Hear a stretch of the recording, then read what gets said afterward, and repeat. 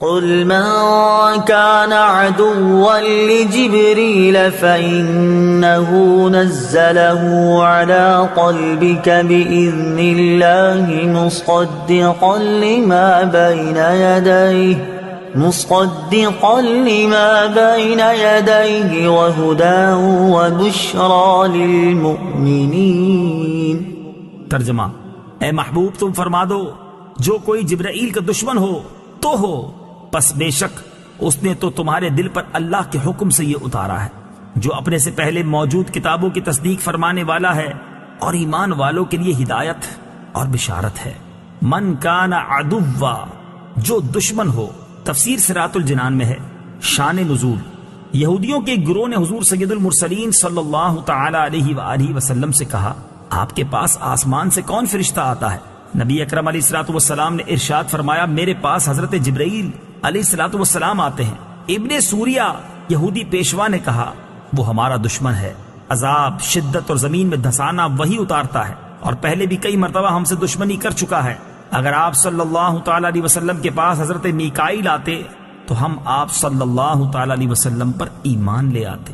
یہودیوں کی یہ بات سراسر جہالت تھی، کیونکہ حضرت جبرائیل علیہ الصلوۃ والسلام تو جو چیز بھی لائے وہ اللہ تعالیٰ کے حکم سے تھی، تو حقیقت میں یہ اللہ تعالیٰ سے دشمنی تھی۔ بلکہ اگر یہودی انصاف کرتے تو حضرت جبریل امین علیہ الصلوۃ والسلام سے محبت کرتے اور ان کے شکر گزار ہوتے کہ وہ ایسی کتاب لائے جس سے ان کی کتابوں کی تصدیق ہوتی ہے۔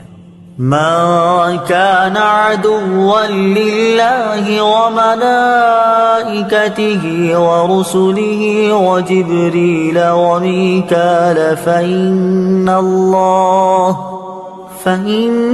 الله عدو للكافرين۔